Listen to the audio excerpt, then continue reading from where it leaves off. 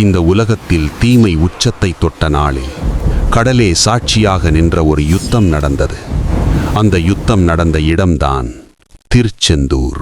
ஒரு காலத்தில் தேவர்களெல்லாம் தோல்வியடைந்தார்கள்.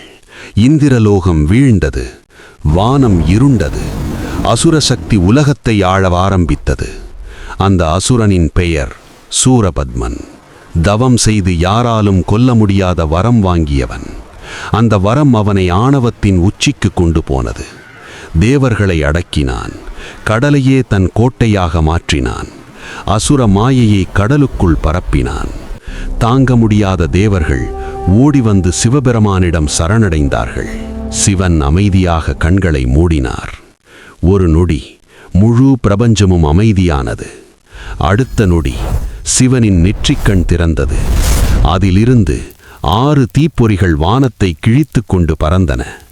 அந்த தீப்பொறிகள் சரவணப் பொய்கையில் விழுந்தன. 6 குழந்தைகளாக மாறின.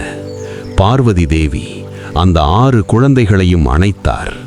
அடுத்த நொடி அவை ஒன்றாக இணைந்தது. 6 முகம், 12 கைகள், வேலேந்திய வீரன். அவனே முருகன், கந்தன், கதிர்வேலன். முருகன் யுத்தத்திற்கு தயாரானார். அவர் முடிவு செய்தார், இந்த யுத்தம் கடலிலேயே முடிவடைய வேண்டும். ஏனென்றால் சூரபத்மனின் சக்தி கடலில்தான் அதிகம். அசுர மாயை அங்கேதான் உச்சத்தில் இருந்தது. அதனால்தான் முருகன் கடற்கரையை தேர்ந்தெடுத்தார். அந்த கடற்கரைதான் இன்றைய திருச்செந்தூர். யுத்தம் ஆரம்பமானது. கடல் கொந்தளித்தது, வானம் கிழிந்தது, மயில் கர்ஜித்தது. பல நாட்கள் பயங்கர யுத்தம். அசுரர்கள் வீழ்ந்தார்கள், அசுர சக்தி சிதறியது. கடைசியில் முருகன் தன் வேலை உயர்த்தினார். இந்த வேல் அநியாயத்தை அழிக்க பிறந்தது. வேல் எரியப்பட்டது. சூரபத்மன் 2ஆக பிளந்தான். ஒரு பகுதி மாமரமாக மாறியது, ஒரு பகுதி சேவலாக மாறியது. அங்கேதான் முருகனின் கருணை வெளிப்பட்டது. அழித்த பிறகும் அருள். மாமரம் மயிலாக மாற்றப்பட்டது, சேவல் கொடியாக மாற்றப்பட்டது. அதனால்தான் முருகன் மயில் வாகனனானார். யுத்தம் முடிந்தது, ஆனால் முருகன் நின்றார். ஒரு யுத்தத்திற்கு பிறகு ஒரு தேவனும் சாந்தி பெற வேண்டும்.